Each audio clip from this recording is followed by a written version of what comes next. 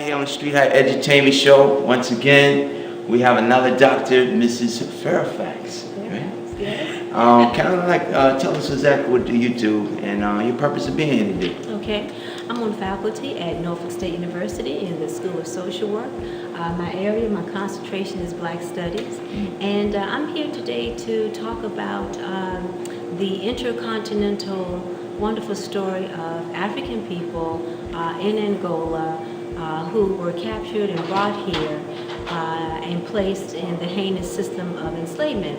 The culture and the philosophies, the ideologies that they brought with them, and their survival thrusts that spawned a nation of African people.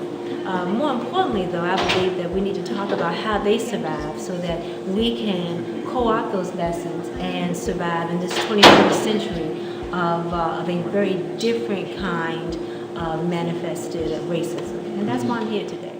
Okay. We don't want to just necessarily co-opt the narrative that Jamestown has offered.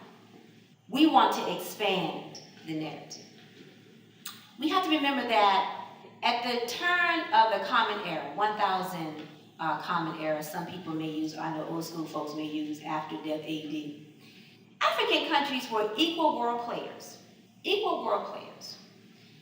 In the book, The Excursion of the Longing One in Crossing Horizons, one scholar, Nahas al-Mahak, fi Erate al-Faqid, wrote that a group of seafarers from North Africa, and these were probably Moors, sailed into the sea of darkness and fog, which we now refer to as the Atlantic Ocean, in order to discover what was in it and to what extent were its limits. As an ancient civilization, Mali engaged in geographical explorations beyond the sea of fog and darkness, as portrayed in the book The Pathways of Sights in the Provinces of Kingdoms. Sultan Mansa Khan Musa was the Mandinka monarch of Mali. And while traveling to Mecca on his famous Hajj in 1324 CE, he informed the scholars of the Mamluk Bara Sultan court in Cairo that his brother Sultan Abu Bakr I had undertaken 2 expeditions into the Atlantic Ocean. And when that sultan did not return to Timbuktu from the second voyage of 1311 CE, Mansa Musa became sultan of the court. So the point I'm making is that there were several countries in Africa who were experiencing and were conducting seafaring missions. This is important. This is important because you're now connecting yourself to ancient history, to global history. You're connecting this narrative. Dr. Barry Fell and the wonderful great Dr. Avan van Sertima have provided us with scientific evidence supporting the arrival of Africans from North and West Africa to the Americas and what we now refer to as the Caribbean islands. Engraved on rocks, texts, diagrams, charts, statues, and other artifacts were the African language of the Mandinka. Dr. Leo Weiner of Harvard University wrote that Columbus was well aware of the Mandinka presence in the New World and that West African Muslims explored the Caribbean, Central, South, and North American territories and traded and intermarried with the Iroquois and Algonquin people.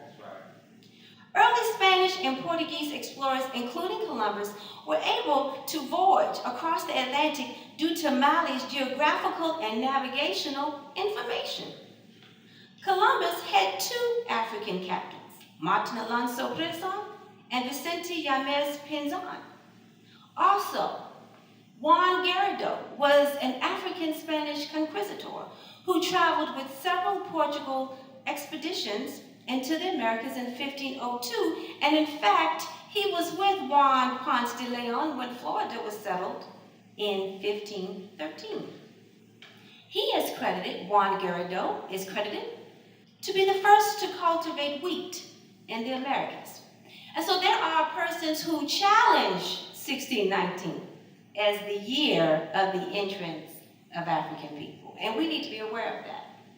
But in order to educate people, many of us who are in the education system know that we would have to meet people where they are. So if we were to call ourselves Project 1513, none of you all would know what we're talking about. So we have to go with Project 1619 in order to what? Get folk to understand the expanded narration that we're attempting to teach. Okay. Now, me being hip hop, you know, I learned that in Angola, that's where I think some of the capoeira come from. Is that correct or not?